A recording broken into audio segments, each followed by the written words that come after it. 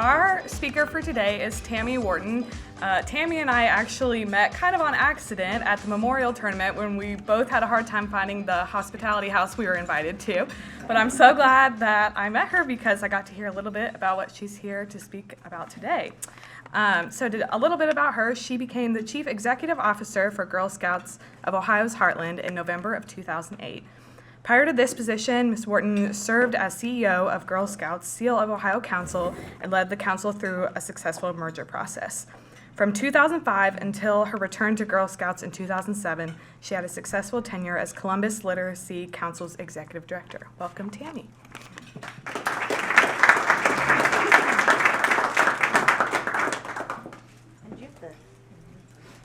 I feel so tall. That'll be your forward button. Perfect, thank you. When the movie goes, I'll cue it up. Perfect, sounds good.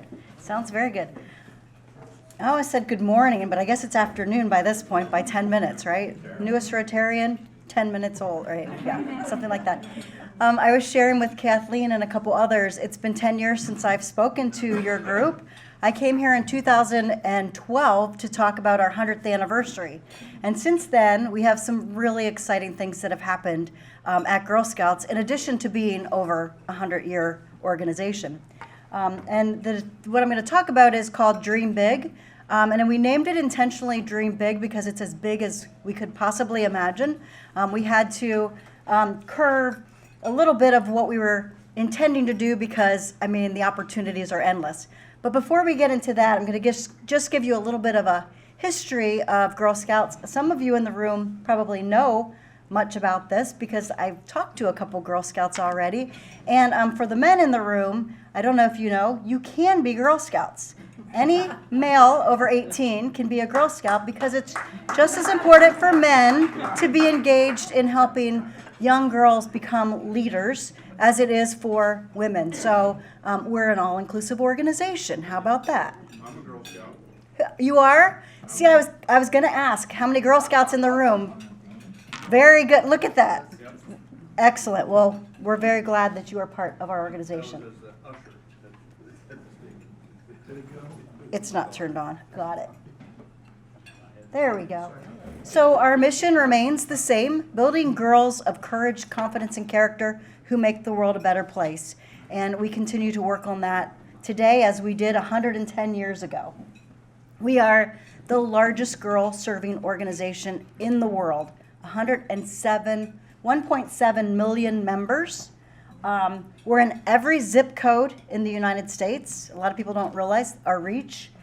And I think some of our statistics are really interesting. 4 out of 5 Girl Scouts are considered leaders, and that's opposed to 2 out of 5 of somebody who's not a Girl Scout. 52% of the female business leaders in the United States are Girl Scout alums. 71%, or you'll see 75%, depends on the year, and as the things change, of our senators are Girl Scout alums, and 100% of the secretaries of state were Girl Scout alums. Pretty incredible, huh? We have a large reach, and I think we have a history of success. And we have 50 million Girl Scout alums in this world. So, pretty big group of individuals. We have 4 programs, which all of our 4 items which our programs center around. STEM, which is science, technology, engineering, and math. And that's pretty much what our Dream Big project's around. The outdoors, yes, Girl Scouts still does camping. I've gotten asked that a couple times. They're like, Boy Scouts does camping, Girl Scouts doesn't do it anymore. And I'm like, you haven't been in today's Girl Scouts then? We do it very well. Life skills, a lot of anti-bullying. We know that girls today are on their phone devices, etc., and it's easy for people to hide behind the phones. So we teach girls how to communicate. It's kind of sad that you say you have to do that in this world, and how to stand up and be a friend to other girls. And then entrepreneurship, those business leaders, those business owners that I said were Girl Scouts, many of them got their start in the Girl Scout cookie program. It's a $900 million business, which is pretty incredible, led by girls.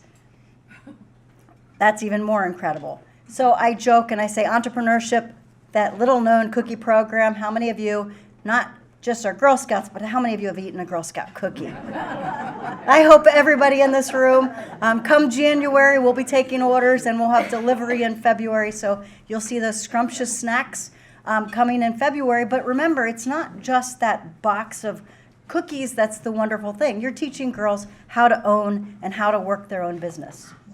And again, more stats. I said earlier, the 71% versus 75%. Just depends on the year, how many women we have in the Senate. But again, the percentage being above 70% were Girl Scouts is pretty incredible. 100% the female secretaries of state. 90% of all female astronauts, and we all know our own Kathy Sullivan is in our backyard, were Girl Scouts, and Kathy's a lifelong Girl Scout.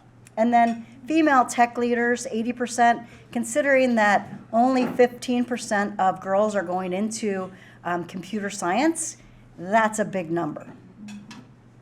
Why is it important for Girl Scouts to concentrate on STEM? Because we're going to be adding, I say 1 million plus, and this was before the introduction of Intel.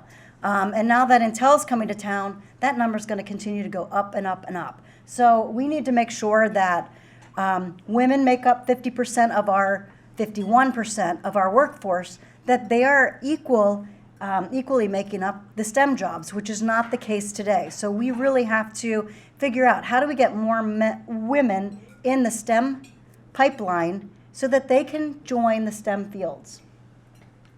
So I said I came here 10 years ago in 2012 for our 100th anniversary. In 2017, we hosted a national convention which had over 10,000 people coming to Columbus for our girl event where we did our governance and we painted the town green. It was exciting, lots of community support. And when that ended, my staff said to me, they're like, Tammy, if you ever do another convention, we're going to all walk out. And we laugh, but they were kind of telling the truth. So we had to come up with another big project, and that's kind of where Dream Big came. And little did they know, we're not doing a convention, we're dreaming big, and that's probably twice as much work, but it's a lot of fun. But in 2018, right after we finished convention, Girl Scouts of the USA, which is our national body, they said we want to put 2.5 million girls in the STEM pipeline by 2025. Now, those of you that know me, and those of you that don't will learn, I'm a little bit of a jokester. And I said, we're going to put 1 million in right here in Ohio. So I don't know what the rest of the country's going to do, but we're going to make the world a better place right here. A lot of people came up to me as we were talking about Dream Big, and they're like, there's so many organizations that do STEM. Why is Girl Scouts doing STEM? And I said, one, why not? And two, we've been doing STEM programming since 1912. People don't realize that. One of the first electrician badges was in 1912. Now, I shared this as part of the history. Another one of the badges is how to tie a robber up with 18 inches of rope, but I think there's some math skills involved in that and some other skills involved in that.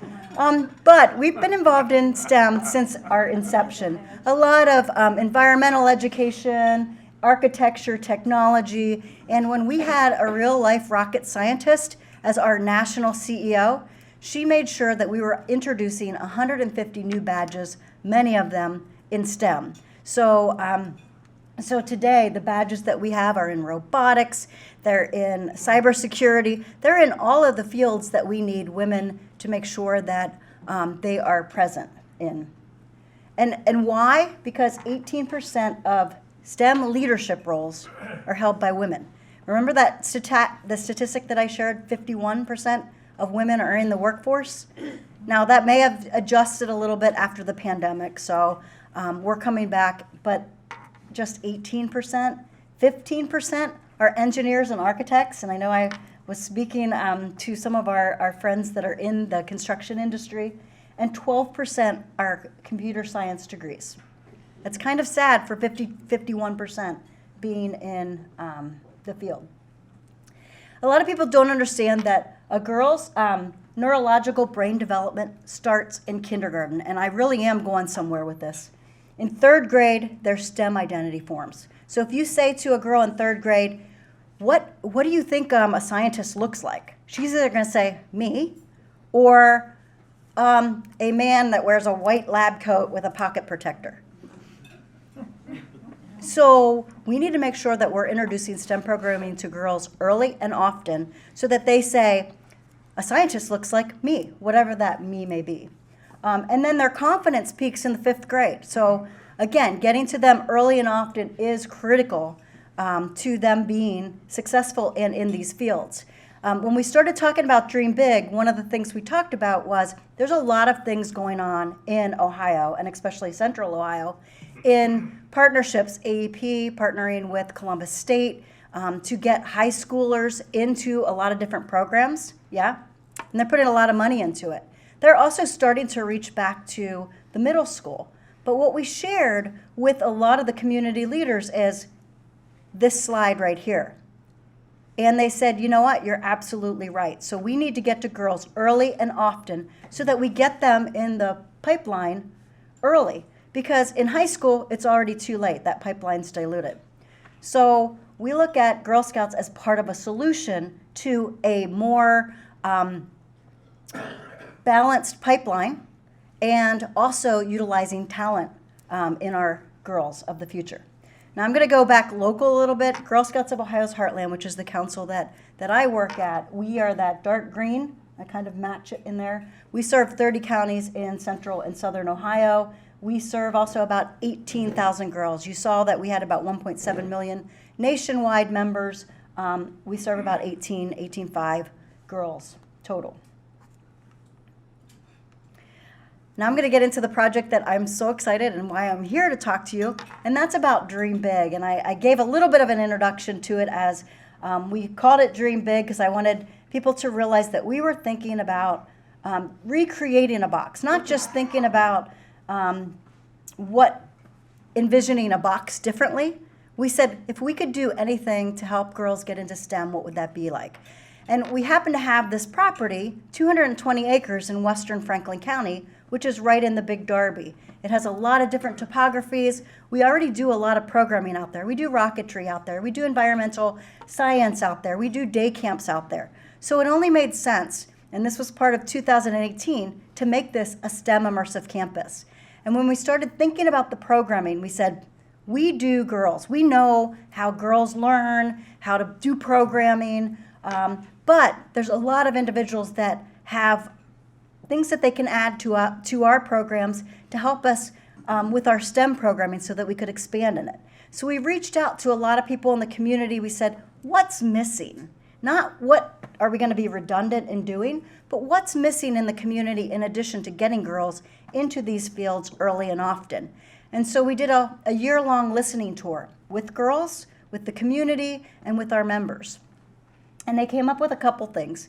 Obviously, computer science, you saw those stats. We need to do more in computer programming, cybersecurity, all those things that we have badges in. Go figure.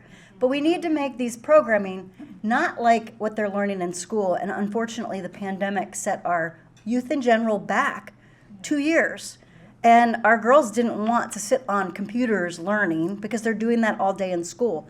So we had to come up with new ways to send programming to them. Girl Scouts in a box, badge in a box. And again, 220 acres, you can socially distance in 220 acres. Now, a lot of people said, that's great for Girl Scouts, but what about the rest of the community? We're doing a $16 million comprehensive campaign, and a lot of people do not necessarily think that investing in girls is their top priority. It's interesting, and the community shows that because more people invest in their pets than they do girls and women causes. So we had to elevate the importance of and the statistics about why it's important to invest in girls who are our leaders of tomorrow and women who really set the stage of how the economy is a lot of times based on how women are doing. But we also have to make it something that's good for the community as a whole. So my question to you, do y'all know how girls learn best? By doing? And what kind of environment? Social, yes, yes. And in an all-girls environment. Do you know how boys learn best? Or you're laughing. Do you know how boys learn best? What'd you say? from girls. You're exactly right, in a co-ed environment. So, he's like, oh, you're very good. So, our programming that we are designing for girls works well for boys too. And we do field trips out at our campus already, but what we want to do is increase the number of field trips and our outreach to all schools. Because there's a lot of schools doing things well, but there's a lot of schools that do not have a campus, a 220-acre campus with the resources that Dream Big will produce. And so all of a sudden, not only are we creating programs for girls, and I say this is powered by girls, but we're also going to make our community better. And a couple other things. Teachers can go out there and do an off-site and then do some leadership training. We're going to do a low ropes course out there because you can go to Camp Mary Wharton, you can go to Hocking Hills to go to high ropes. So again, we didn't want to be redundant, but we wanted to do some team building. So we're going to do a low ropes course out there, and our teachers can go out and do their skill building, and then they can go off and do some team building. Imagine your corporations that you all belong doing your work and then going out and doing some team building so that you can build those relationships as well. We have community events out there. We tap our own maple trees out there and make maple syrup. A lot of people think it just shows up on the shelf. That's when supply chain's being good, of course, and that doesn't always work. But girls are surprised at how you make maple syrup. And again, we said immersive STEM campus. There's some math involved. And it's not the math that you're doing on your paperwork. It's 40 to 1, 40 gallons of sap to 1 gallon of syrup. And we teach girls through these immersive programs. Talked about the corporate retreats, community partners, Ohio Department of Natural Resources. They do wetlands training an hour and a half away from here. So we said, we have wetlands out there. Why don't you help us keep our wetlands up and also create some programming around it, and then in return, you can do your programming right here in Franklin County, and you don't have to travel an hour and a half. And by the way, most of the people are coming from Franklin County. So it's those kind of partnerships that we're creating. Mid-Ohio Food Collective, we're gonna do hydroponics, and they're helping us decide what kind of hydroponics we're gonna do in our greenhouse to meet the programmatic aspects of what we want to do. And Girl Scouts is always about making the world a better place. So we do Girl Scouts Grows programs already, where we're growing fresh vegetables, and then any excessive vegetables that we grow go to the local food pantry. So we're thinking about the sustainability of not just girls and girls growing, but our youth, our community as a whole as well. And then social entrepreneurial opportunities. Remember that little cookie business that we talked about?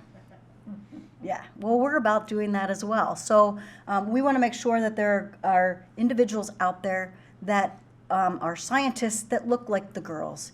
So we want to rent out space. Our labs, our science and tech labs can be rented out. We're doing a cooking kitchen. And I don't know about you guys, I need all the help I can in cooking. So it's always nice to go to cooking classes. So we will rent it out if there's anybody in here that wants to rent the space. Eventually we will have a really nice cooking kitchen that we can rent out. So again, powered by Girl Scouts, but making the community better. We're blessed to have 3 co-chairs. You may recognize these 3 individuals. Yvette McGee Brown got her her first leadership opportunity was through Girl Scouts. She was going to Tulsa, Oklahoma for a leadership conference, and it was also her first plane ride. Now, she's come a long way since then. We're glad to be part of her success.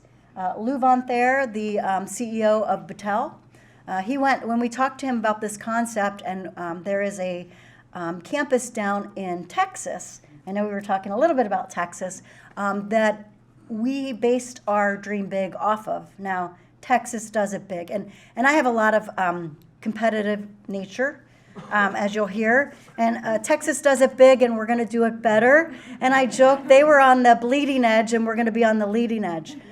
So, you know, I joke with them, and they've really helped us with our how we were thinking about the program. But ours isn't even built, and they're already taking some of our concepts, like the in-demand jobs, the construction, the welding, and they're going to be putting programs in based off of our concepts. So, you know, we really do share a lot of ideas, and we joke around as well. But Lou Van Thaer, you'll see in the video, he loved this concept from the beginning. He was on board. He was supposed to go to Texas with us to see the campus in Dallas, and he had to do that little-known search for that president of The Ohio State University, which I, for one, am glad he hired Dr. Johnson, and she's one of our honorary champions of this project. But he didn't get to go with us, but he was supporting us from the beginning. And then Lori Gillette, remember, we say if you see it, you can be it. So having a construction company CEO that's female for our girls is critical. And then lots of individuals you may recognize. The new CEO to be, I think as of January of AEP, Julie Sloat, was a Girl Scout. Surprise, surprise. Dr. Johnson is part of our honorary champions. Kathy Sullivan, you astronaut, yeah. So there's a lot of notables. But again, we also said men need to be involved in this because they also are supporting girls, women in their success. Cameron Mitchell is, of course, helping us with our innovation kitchen, and a lot of different individuals up there that are helping us be successful. I think I can get it from here.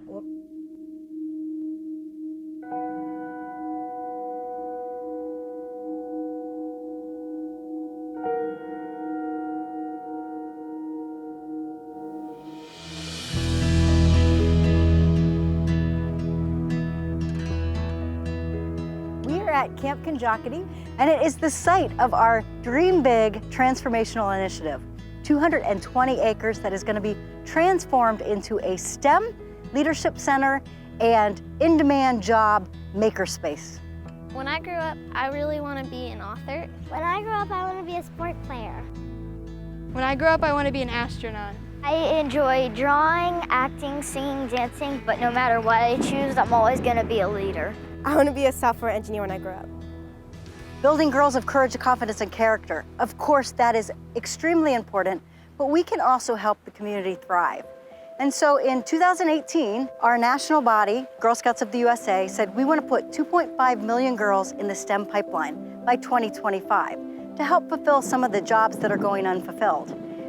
Girl Scouts of Ohio's Heartland wants to do their part, and to do that, we started Dreaming Big back in 2018, and it's exploded into this transformational initiative, which is going to change our community. It's going to make it thrive because we're going to introduce girls to the STEM and in-demand job workforce at an early age, and we're going to grow the workforce talent of the future. Our community is evolving, and with it, there are tremendous opportunities for girls to understand the endless STEM careers that are available to them. They need to be made aware of the fulfilling career options and great paying jobs that are available right here in Ohio.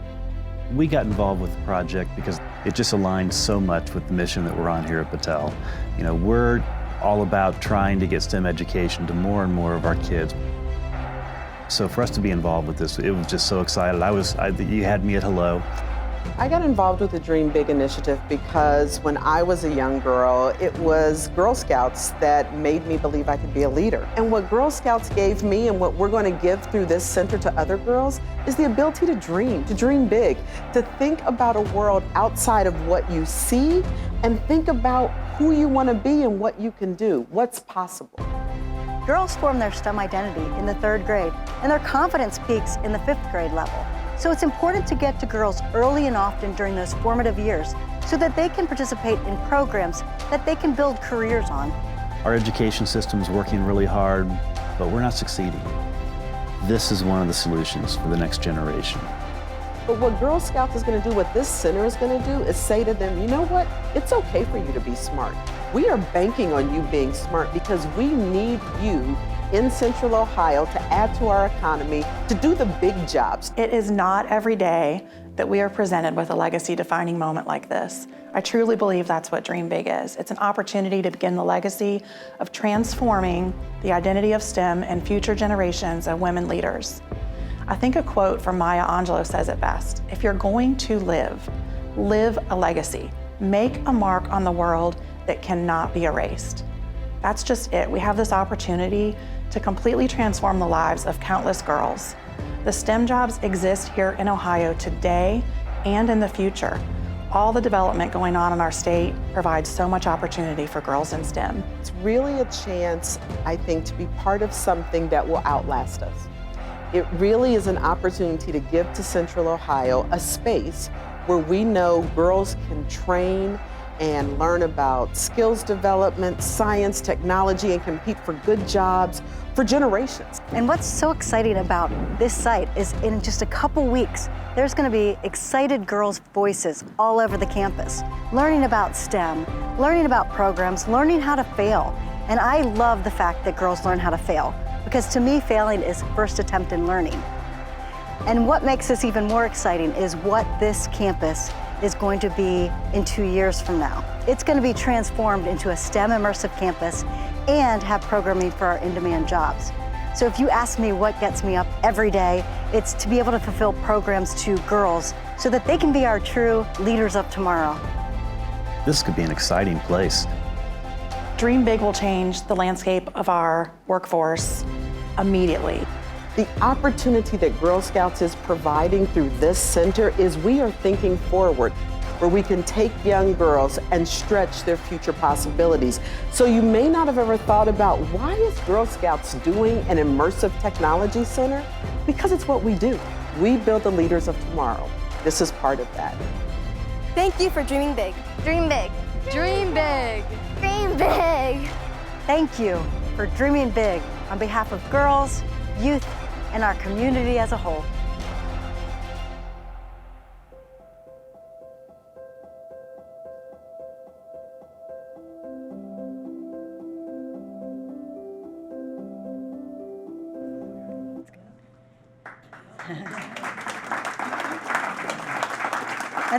I think I've watched that video 100 times at least, and it always brings a smile to my face because we are dreaming big, but also leaving a legacy. And it's a $16 million comprehensive campaign. Those of you in the construction industry know that it's a challenge with supply chain and costs going up. But we're working towards our goal. We are at 11.3 million of our goal, with about 3.5 million outstanding. So those of you that know the mayor, please talk to him. We've asked him for funding. We've asked the county, Franklin County, because it is in Franklin County, for funding. We received funds from the state already, which is pretty exciting. We talked to all the state legislators. We've received $1.5 million, which we've never received funding from the state before. And we've also asked for a federal appropriation. So there's a lot of individuals that are helping us move this forward. If you know any of them, put in a good word for Dream Big. It's all good because it will help the community. So we're hoping to finish up our campaign by the first quarter of 23 and break ground in May of 23 as well. And it's about a 12 to 15 month build. So we are making progress. You heard me say that 2-year time frame. That's all inclusive of raising the money and cutting the ribbon. And then we leave a legacy for not just girls, but our youth and also the community, because we want this to be a community jewel, and it is only 14 miles from downtown Columbus. So that's Dream Big. And Juliet always had the greatest of quotes. The work of today is the history of tomorrow, and we are its makers, and that's why we're dreaming big. So thank you for letting me share a little bit about what's going on at Girl Scouts today. And I don't know if you entertain questions, if anybody has a question. How big is your staff in dollars and in people? Great question. We have 80 staff members, and so when this project is done, we will add a couple program managers. We'll also have a building manager because you saw the facilities that we're adding. And our staff cost is probably about $3 million right now. How do underprivileged girls get into this program? Because there is some cost to it. There is, and you know what? Thank you for asking that question because I was remiss in not sharing. So every year in our budget, we do put financial assistance because we do not want a girl to say, I can't join Girl Scouts or go to a program because of I'm not able to pay for it.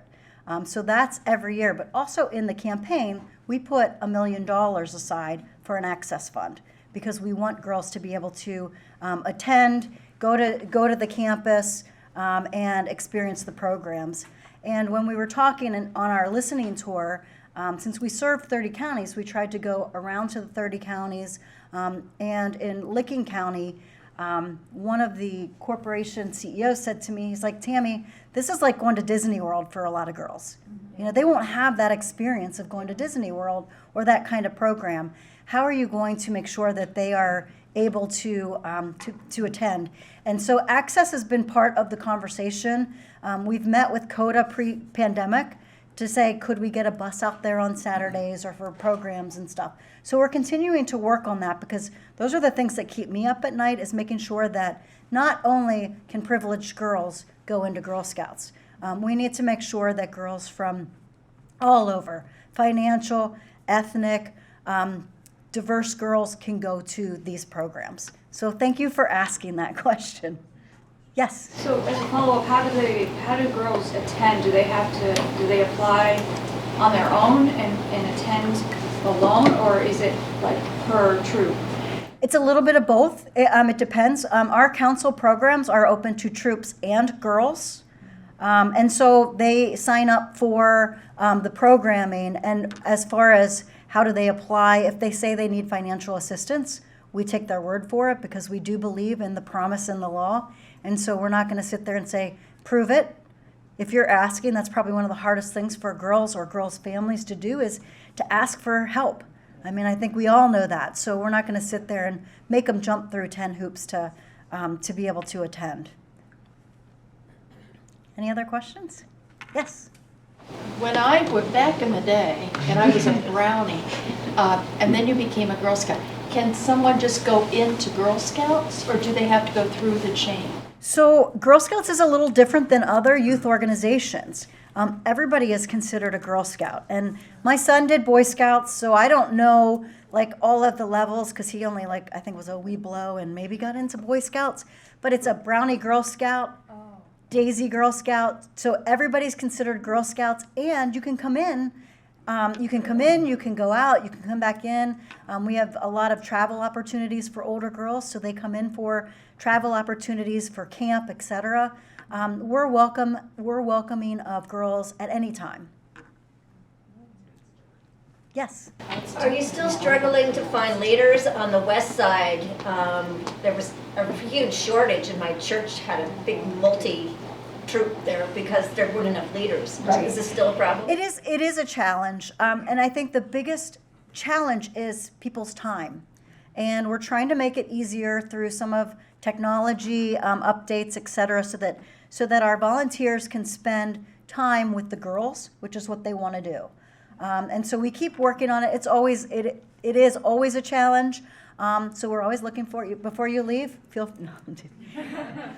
I'm kidding. But we are always looking for some individuals that are looking to help out in as leaders, but we're also trying to look at the, I want to say, opportunities that may not be as long as a leader would commit to, because time is a challenge. Yes? How do you define STEM pipeline? So the STEM pipeline is, we want girls ultimately to hopefully get jobs in the STEM fields. And there's a lot of STEM fields out there. A lot of the in-demand jobs have science, technology, engineering, and math involved in them.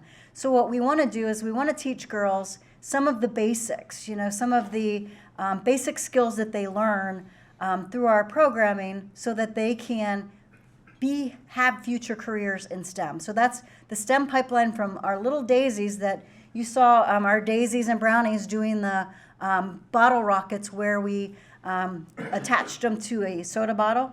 I mean, we're teaching them basic skills, and a lot of times individuals, I was one of them, that don't learn in classrooms through books. They learn through doing. So we need to connect those skill sets and then to concepts. And that's what we're saying. We're starting them early to teach them concepts, and then we keep working, and our concepts progressively advance as the girls get older, as they get more knowledgeable. And that's the STEM pipeline, getting them interested in the fields, and then saying, did you know that if you go into construction, that doesn't mean that you're going to be building a house. There's so many different opportunities. It's the architecture plans, it's the CAD drawings, there's just so many different things that girls don't really realize when they look at different industries. So we're making them knowledgeable about those industries and feeding the pipeline of, did you know you could be in this career? Did that answer? Perfect. Do you actively recruit leaders, and how do you train them? We do actively recruit leaders. A lot of times we work through the school systems, and our troops are often geographically situated, so that works out well. It's been tough with COVID, and we do have them go through background checks. We have them go through trainings because we want to make sure that our girls are safe. Safety is paramount, and so we make sure that our policies, procedures, evaluations of our leaders at the end of the year, because our girls are worth it. All right. Thank you.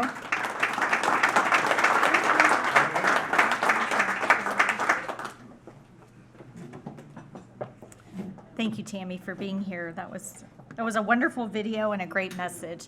I shared with Tammy before she began today that my daughter was a Girl Scout from kindergarten all the way through high school. And I do believe that that helped her develop into a leader, because when she was a junior in high school, so her mother was a Rotarian at the time in Texas, she started our Interact Club at her high school, and she was their first president. So she had her first leadership opportunity. Yes, she may have had a little encouragement and persuasion, but she did do it, so I give her the credit. Okay, thank you all.